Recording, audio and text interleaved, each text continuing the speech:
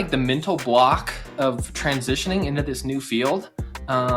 Like in my engineering career, right, I had, the accolades, I had publications, and like had this years of learning before I actually started my career.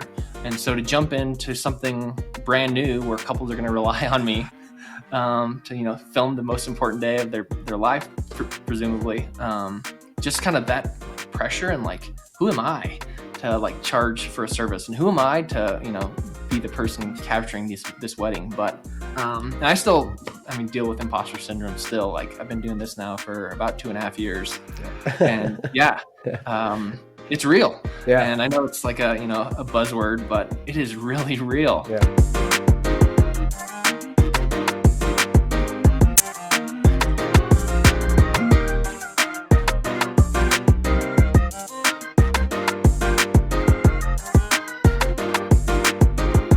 All right. What is up, everybody? This is the Infinite Table Podcast, Creator Sessions, Episode 6. I'm here with the one and only Todd Reedy from the mountains area. Todd, thanks for being on the show, man. Of course. Thanks for having me. Todd Reedy is an adventure videographer who travels from across the Southwest. He specializes in baddest elopements and intimate ceremonies and epic outdoor locations. Todd, it's an honor, man. Thank you. No, thank you. Thanks for having me. I know we've been messaging for a little while, so I'm glad to finally link up and chat with you. Yeah. So I'm a big fan of your work on Instagram, and I'm looking forward to like make content similar to yours. I want to do like more traveling here around California with videography. So your work actually really inspires me. And I think because me and Alicia, we were doing a mentorship call. Okay. Are you familiar with Alicia Films? I am, yeah. So I've spoken with her a couple times, and we're in a couple of the same groups that we can talk about later. But I've never met her, and it's been really brief just because she's such a busy woman. Like she jumps on for the phone calls, and we chat a little bit. And she's always running off to do a shoot or who knows what else. So her work is really cool, and kind of she has a different look and feel than I do. But she's doing cool stuff kind of all across the Pacific Northwest and beyond. So yeah, she's big inspiration to me too. So that's awesome, man. That's awesome.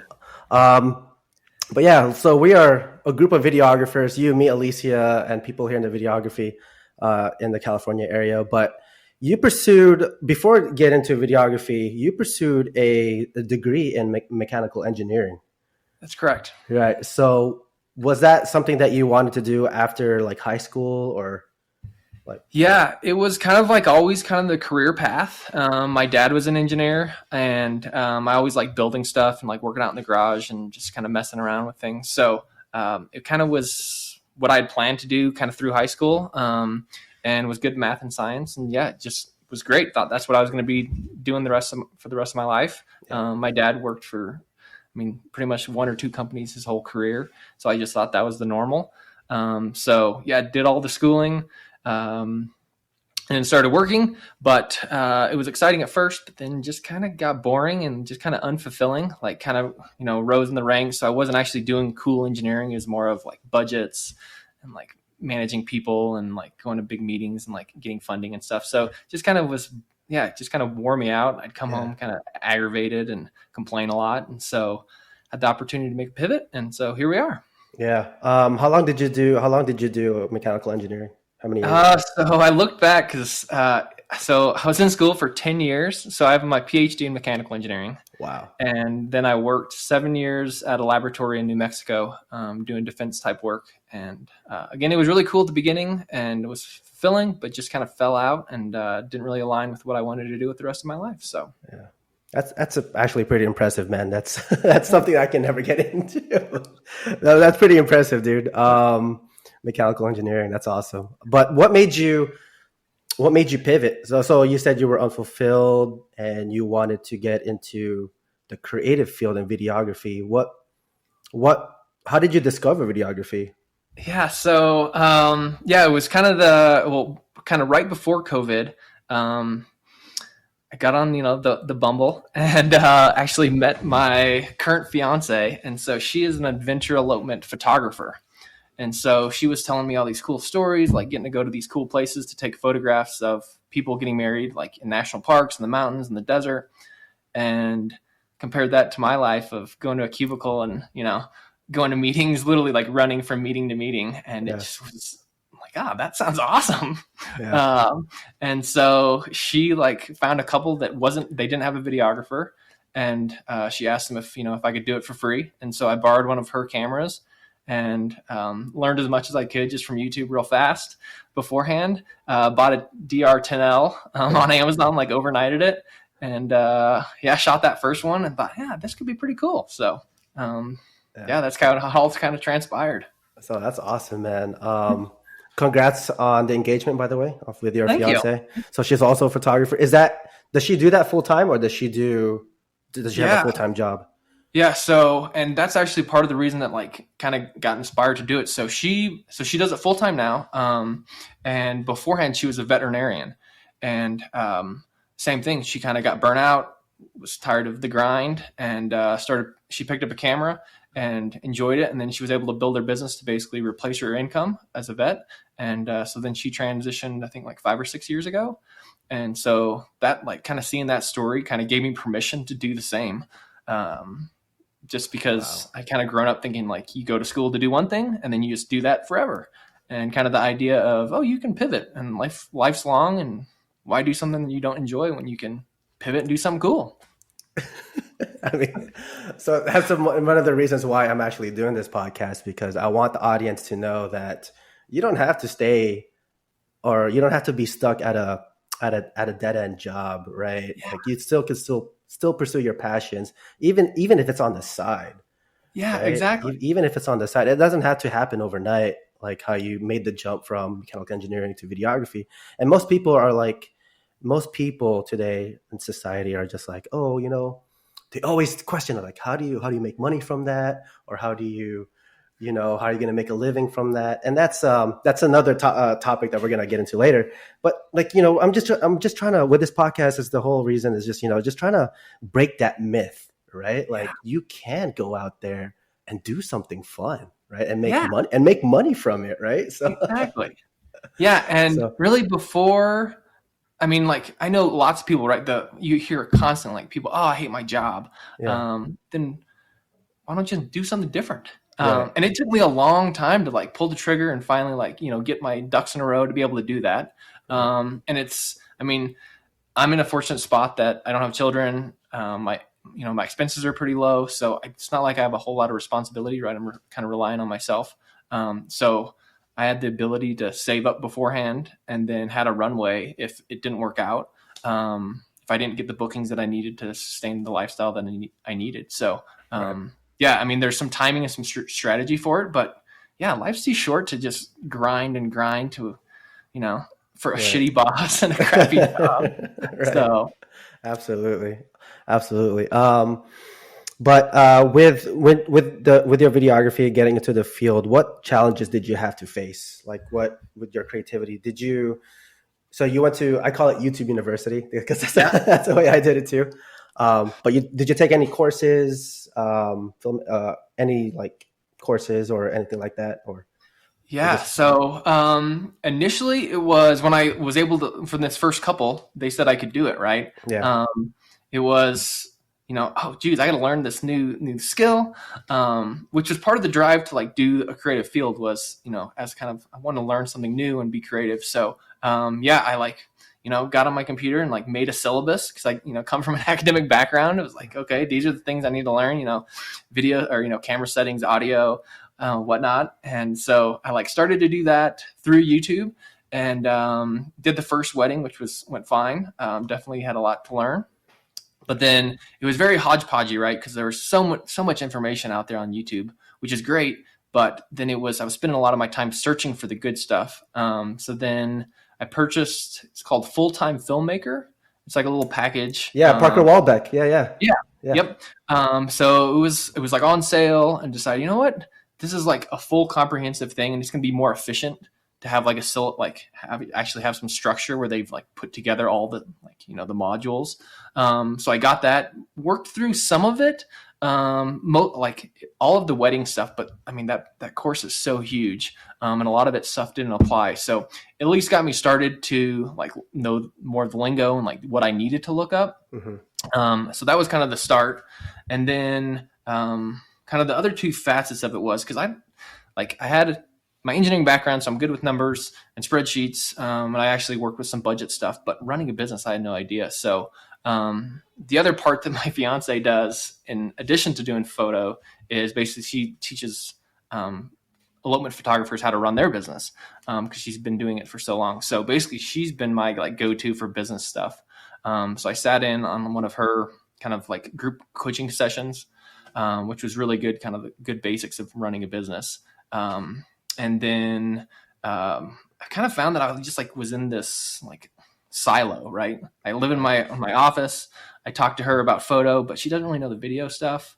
And so I needed to like find other people. So I linked up with Alicia and some other elopement or adventure elopement folks. And so we meet every now and then and kind of go over stuff, just kind of talk about different ways we film ceremonies and different things. Yeah. And then, the other main thing is I linked up with and got a lot of information from the How to Film Weddings group. So they have like a podcast, and I actually joined their mastermind this past year, which has been, again, another really good way to learn business and network with other videographers, just because I need that kind of back and forth rather than just learning it one way from a YouTube video. Right. Absolutely. Yeah. So yeah, that's cool. That's cool, man.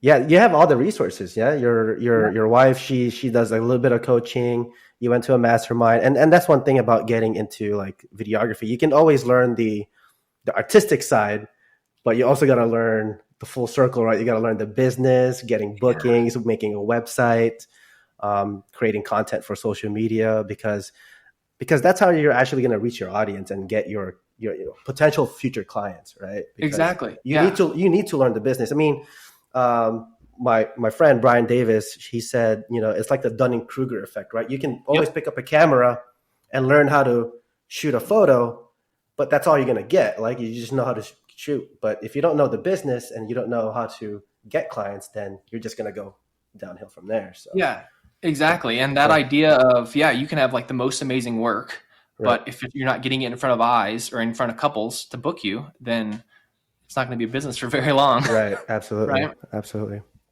What other challenges did you have to face with your creativity and starting your business? Like any major challenges?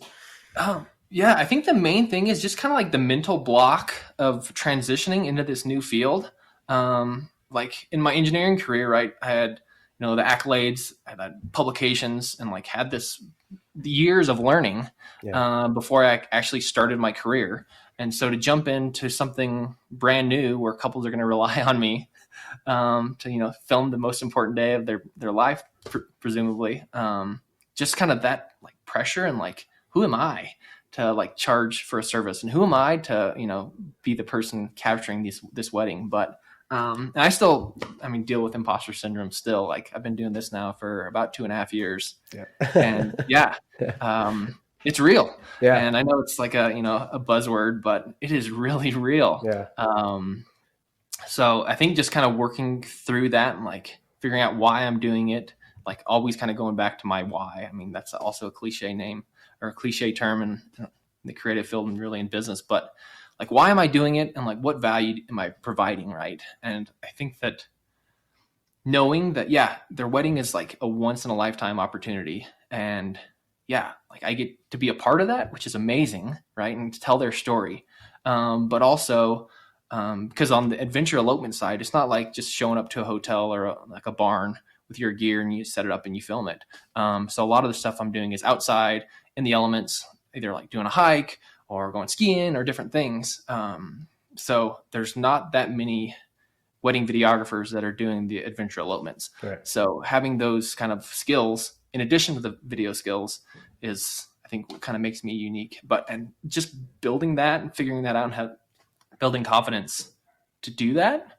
It's like it's a daily struggle. Yeah, absolutely. And that's one thing I'm learning about, business entrepreneurship with this whole videography. I'm building that confidence, because last year I was going kind of like door to door, hey, can I shoot like, a free promo video for you and stuff like that. And man, the fulfillment side. I mean, I would be sleeping until 12:30, 1 o'clock at night, just editing. I'm tired, and I'm just like, I should go to bed because I got to be up by like 5. Yeah. But the result from that, like just knowing that I edited the video and I'm done with it and presenting it to like people, it's just fulfilling for me, man. It's just like, yeah, it's really cool. Like, and whether just like in general, like if you're doing couples or adventure couples or for business, right? Like somebody is like getting value out of that. And I think that's really cool. Like the shorter turnaround is really great. All those things. It's just much more fulfilling than sitting at a desk. What do you shoot with? What's your main camera? So I shoot on Sony's. So right now the Sony A7 III. Okay. Just kind of like everybody, right? I had a finite number of dollars. And so that was one that it was better than the one that I was originally going to purchase, not the top of the line, but they're solid cameras. I can do the 4K at 24, and then it also can do 60 frames. So it's solid. I think I mean, you can always get better gear. And actually, that's one of my things that I was going to be questioned later on. But I think, gear's important. And but you got to also run the numbers. And I couldn't invest, tens of thousands of dollars in cameras to start with. So still building out a kit. So what do you shoot with? I'm shooting with a Panasonic Lumix GH5S. Ooh, okay. The GH5 or the Lumix line. They just recently came out with the GH6 a couple months ago. So I was like, oh, okay. But I'm loving my camera. Yeah, I'm loving it. I'm mastering it. Matt Diavella. I don't know if you're familiar with Matt Diavella, but he tells his audiences, it's not the camera that you have, it's the camera that you master. So you can have the most crappiest camera, right? And you could still make art from that. So if you learn how to master it. So do you only shoot just one, or do you have just one camera that you shoot with? So I run two usually. So a lot of my couples don't opt for like a full ceremony film. And so when I'm just putting together highlight films, I'm good to do basically, I put one on a tripod for the ceremony, and then like I roam with another one to get the different bride or groom's angles. But when I do like a full ceremony film, basically then I rent the third to be able to get one down the middle and then one on the groom, one on the bride. Nice. So, and do you use any like stabilizers, like gimbal or? So I've kind of gone through the kind of all the different options to see what works the best. So usually, I started with, again, the one on the tripod for the ceremony, and then I used to roam with a monopod. I found for ceremony specifically, like keeping it steady for that long, especially outside, there's wind.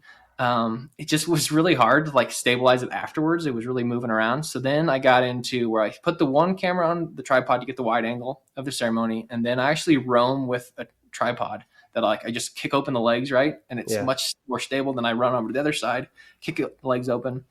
But then when it's not ceremony, it's typically I've been doing handheld,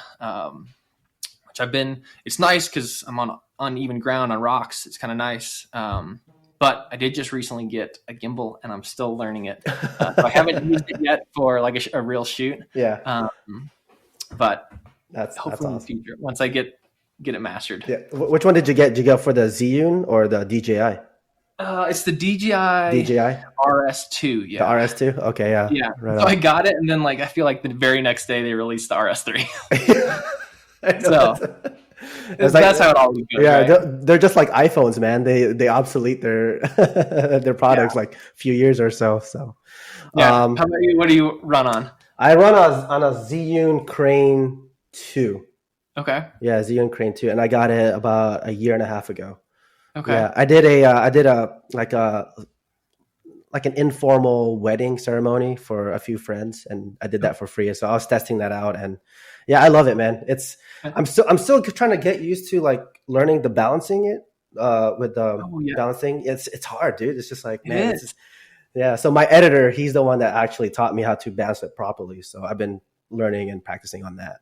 Okay, nice. Yeah, Yeah. again, same thing. I went to the YouTube, watched how to do it. Yeah. I did it once, Yeah. and then I took my camera off, put it back on, and then it was a disaster. So I figured I shouldn't take it to a wedding until I'm able to at least balance it by myself pretty proficiently. Proficiently. Yeah. It might take a few tries, but Yeah, well, you'll get there. Do you also have a what do you call it? A drone? I do. I also recently got one of those, and that has been, well, one, they're so fun to fly. Game changer, huh?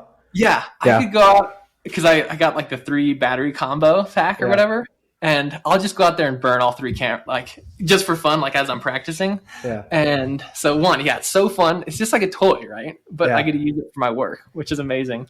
But then just having just a few like seconds or like the short clips to add to the films, I feel like it works so well to like set the scene. And yeah, it's a great tool. Great tool. I love it. Yeah, it's a game changer for the industry as well, because if it wasn't for drones, then you can't really tell like a compelling storytelling, when it comes to those videos, because videographers, we have to tell stories for the couple so that when they watch it 10, 20 years from now, they shed a little tear, Yeah, exactly. That's what it's all about. Getting brides and moms and grandmas to cry. Yeah, exactly. Show it to your kids and grandkids someday. So exactly. Awesome, man. How did you start getting your first paid clients? And were you scared when you first started out? Like, were you like, ooh? Yeah. So yeah, I mean, yeah, the first like year, I think I probably was pretty scared, right? Because I'm still figuring out gear, still sorting out like my workflow. But the first couple of clients on my own. So I should say, so I do like about half of my work with my fiancé who runs her photography business. So I do some video with her couples. But then I also run High Alpine Films, which is basically independent of her with basically just, it's my own business that I run. And so the clients for that have all been from networking with other photographers. So especially in the adventure elopement space, because typically there's no venue. It's usually outside of like a national park. So then there's no like venue coordinator. There's no event planner. So really the first and like sometimes the only vendor that people like pay for or book is the photographer, right? Because that's just the go-to. And oftentimes the photographers do the planning, like they find the trails and kind of make the timeline and things. So knowing that they're like the first point of contact for brides or grooms, those were the people that I figured that I needed to get in with. So it was kind of like I found a bunch of adventure elopement photographers and kind of cold emailed them, and have been slowly like building kind of that network for referrals. So again, kind of in this space, there's not many outside or adventure elopement videographers that can do hikes or just shoot outdoors the whole time. Yeah. So I figured I need to get my name out there and cozy up with some photographers. Nice. Do you sometimes add your wife to your package for like so far if I do, well, basically I either book under her. So her company is Hazel and Lace. So usually people go to her first, book her as like a photographer, but we've built in now basically a photo video package. Mm-hmm. So again, only about half of her clients that come want video. So there's that portion. And then the other couples that find me without going through her for photography is all through Hazel or through High Alpine Films. So no one's come to me first and then added her second. Yeah. She's just a little bit more established. So yeah, right on. Cool. Yeah. What do you edit with? So I edit with DaVinci Resolve. Yes, fist bump. Fist bump.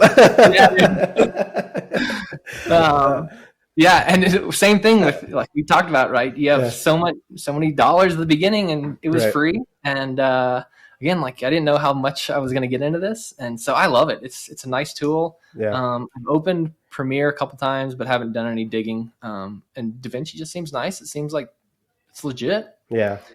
Yeah, because you can color grade too. I mean, I think that was the whole point for that program. It was supposed to be like a color grading type editing for post production, but they made it into more of like a video, like really video editing centric, Yeah. to compete with Premiere Pro. Yeah. Because I used to dabble with Premiere Pro, but I didn't like the subscription part. I didn't Ooh, like okay. the Yeah. monthly subscription part, and because these days there's a lot of subscriptions like Netflix and Disney Plus, and Sure. it's just like, oh man, it's so hard to like keep up with all these subscriptions. So I have the studio version, the Ooh. DaVinci Resolve Studio 17. Yeah, Okay. yeah. So Do you think that's worth the upgrade, or do you like it? I think it's worth the upgrade. I do like it. You can add in, you can do plugins for, you can apply LUTs. You can apply LUT packages for your color grading. Yeah, I like it, man. Okay. It rarely crashes on me. It only crashed on me maybe once, but other than that, it runs pretty well. Okay. So I do sometimes. I did try to do. I was filming it. It was too dark. I didn't have proper lighting, yeah, and it was super grainy. And I tried to use, like, I guess there's some degraining tools, but yeah, when I try to get to it, it's not. You can't get to it on the free version. yeah, And so yeah, I just yeah, had some grainy film. yeah. It's grainy definitely worth footage it. for a while. Yeah, it's definitely worth it. It's only gonna cost you like maybe $299, so about roughly 300. Okay. So it's And is that definitely like worth the a upgrade. lifetime thing? Yeah, it's a lifetime thing. Yeah, Nice. you just Okay. pay for it one time and you're good to go. It's yours Cool. forever. And then Okay. they do like maybe monthly quarterly updates just to Mhm. get the program up to speed, up to par. So I like it, man. Okay. Cool. I'll have to check it out. Yeah. So what else is there? Yeah. So well, actually, let's take a 5-minute break for a word from our sponsor. Cool. Sweet. Need fingerprinting? There's only one local live scan company to trust. Ameriprints Live Scan Fingerprint Services. Here's Ameriprints founder Alan Cox. I opened Ameriprints back in 2005 as the first private service provider for live scan fingerprinting in Sonoma County. We have perfected the process and ensured our community a safe, secure, educated, and most importantly, a qualified business to handle confidential fingerprint information. I have over 20 years of active duty military experience dealing directly with background checks and the live scan process. My employees and I are thoroughly trained and utilize the latest technology to ensure your fingerprints and personal data are delivered immediately and securely to the California Department of Justice. The minute you walk through the door, you'll feel confident knowing fingerprinting is our only business and your information will be properly processed. Ameriprints, with locations in Santa Rosa, Petaluma, San Rafael, and Rohnert Park. Go to ameriprints.com or call 707-588-9866. All right, we are back from the break. Thank you, Ameriprints, for sponsoring this podcast. So, Todd, before we finish up this show, I got a few questions for you. Do you think that having a videography business can be a lucrative endeavor to make a living from? I think the answer is absolutely. People have done it. People do it. I'm working to get there. Yeah. Yeah. Yeah. I mean, there's, at least from the wedding space, right? Weddings aren't going away. There's thousands of, weddings every year.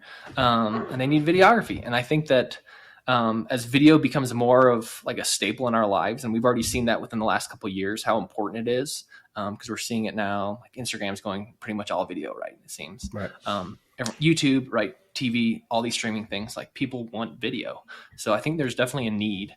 And so that's how we're going to survive, is fulfilling that need. And I think to be able to do that, running the business is like the most important part. Like, I know, right, being new to the space and not really doing much like creative or artistic type stuff in the front end or before this, like the business is what's going to allow me to keep this going, right?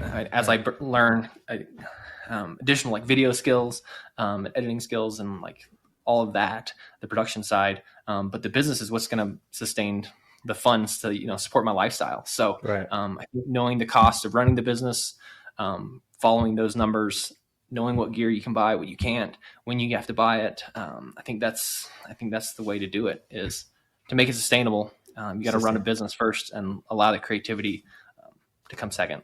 Right. For finance side, do you hire like a bookkeeper? So no. So I am such a nerd. Yeah. Oh, because of course you're a math guy, right? So yeah, I'm a math guy. So I have spreadsheets beyond spreadsheets about right. Just when I'm gonna be able to buy my next camera, like where I'm allocating money to, like, put money in for taxes, put money into savings, putting money back into the business. I mean, I got tabs upon tabs, color coded. I kind of enjoy doing that, and I probably do that more often than I should, and probably should be doing more like building my business. I do like running the numbers, and so I have a pretty good finger on that pulse, and I just enjoy it. And I did, before running the business, I did that with my personal finances too. So I have a whole nother set of spreadsheets. So that also kind of is what allowed me to get to the point that I could decide to pull the trigger, is I knew exactly where my personal finances stood to then, know how long I could make it without so many bookings and things like that. So I run all my own numbers, and that's awesome. Hey, do you also run numbers for your wife too? I mean, for your fiance? No, she does her own. Okay. And she constantly makes fun of me for how often I check mine. But she does her own thing, and it works out pretty well. Yeah. Do you use QuickBooks or just regular Microsoft Excel? So Excel, that's just kind of what I knew coming from my past life. But I found that the CRM, so I use, what is it? Dubsado is amazing. Oh, Dubsado. Yeah. Dubsado. Yeah.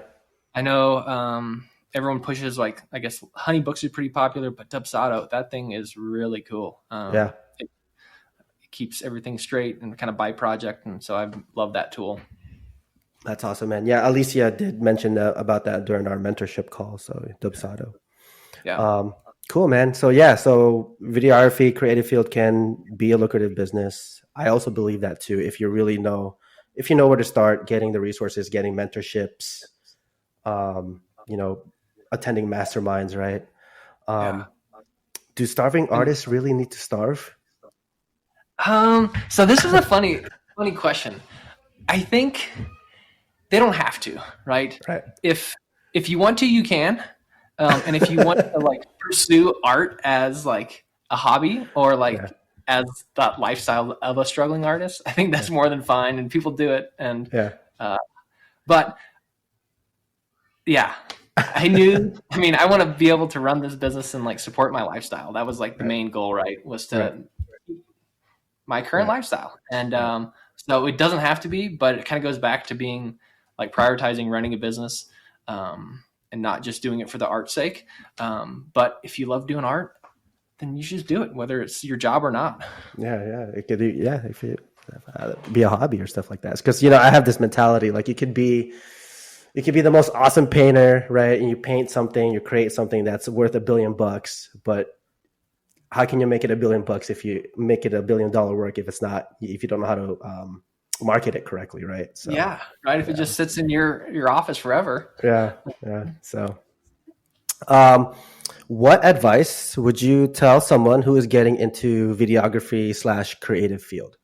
So I think it's a lot what we've already talked about. So the two things are education and equipment. So really both those fall into basically investing in yourself. I think I learned, I guess, the phrase from the Full-Time Filmmaker was,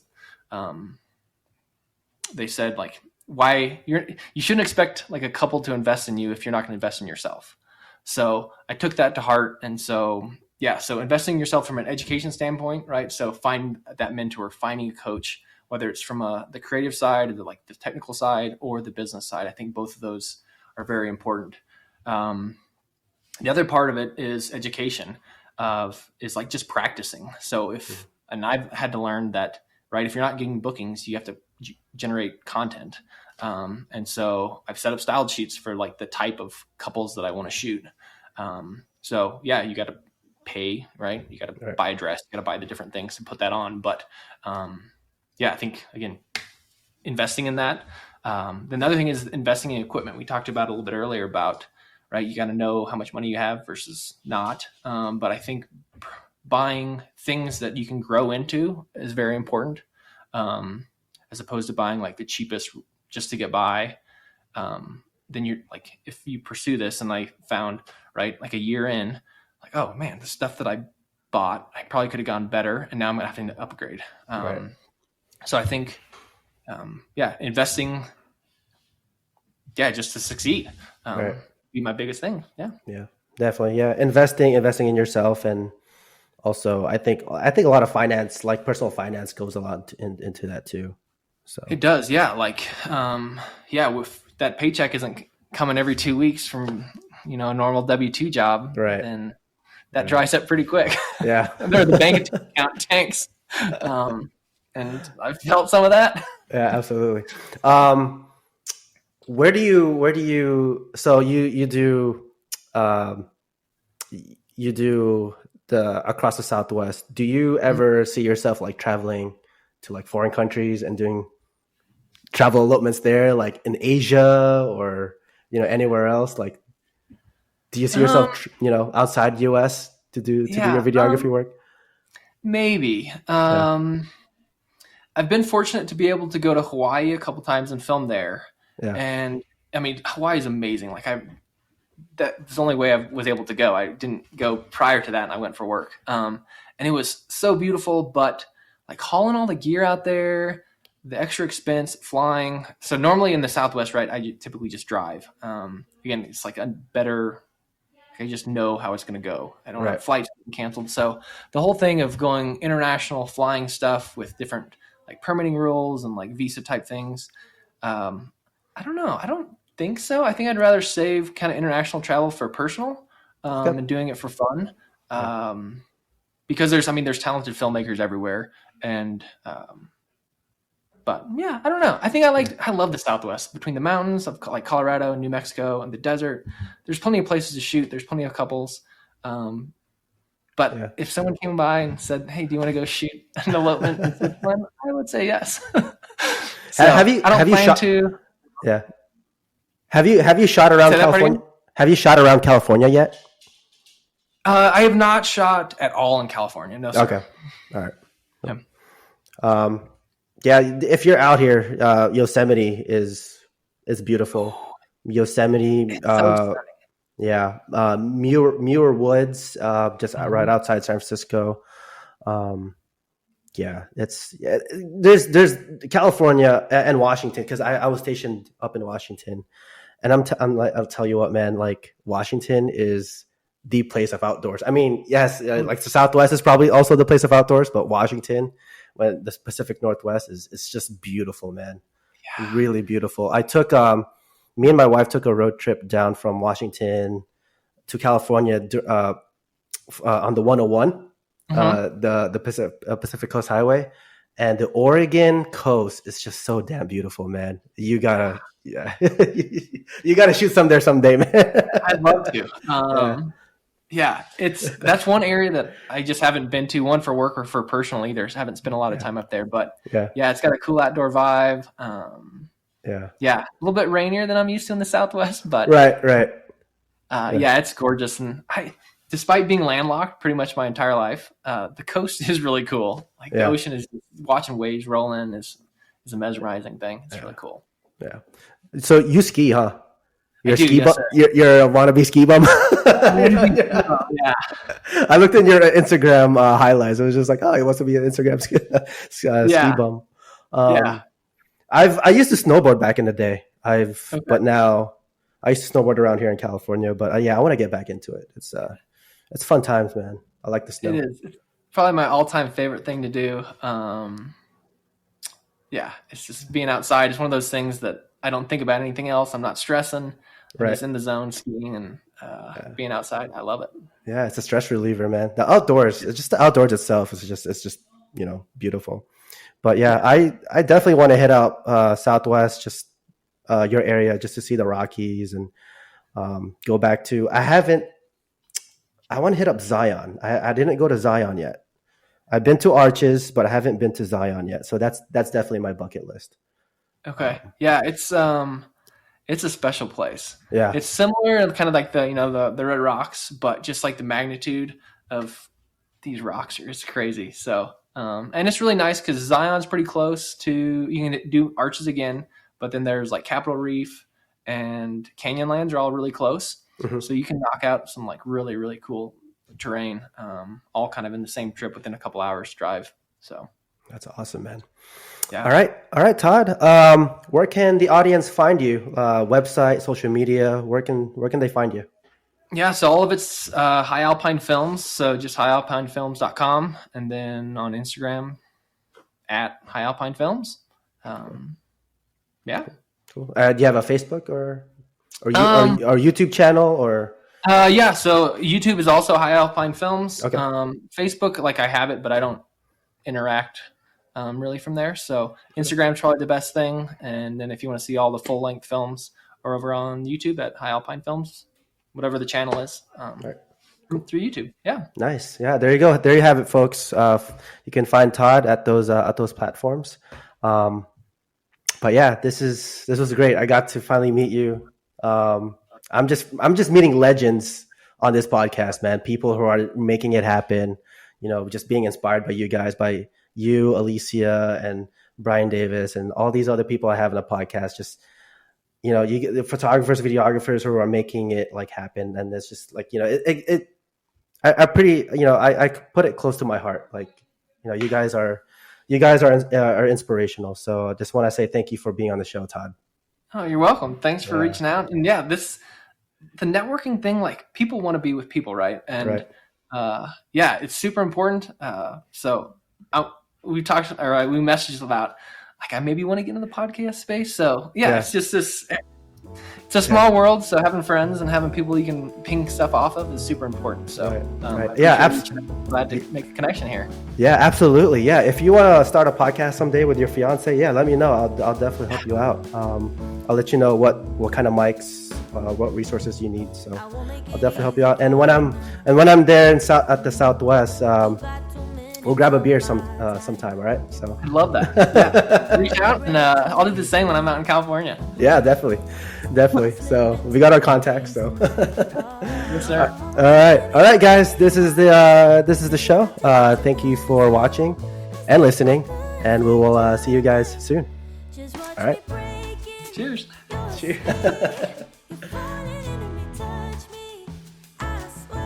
Please consider supporting this podcast if you enjoyed this episode. If you wish to donate monthly, go to anchor.fm/OneCreate. Or if you want to make a one-time donation, Venmo at OneCreate Productions. Your donation is greatly appreciated. It will aid in the growth of this podcast and the development of a community of inspired creators and entrepreneurs. If you donate, we will thank you with a shout out on future episodes or a personal message from one of the show's guests, the host, Jay, Mike, or Zach. Thank you for tuning in. We'll see you all again next time.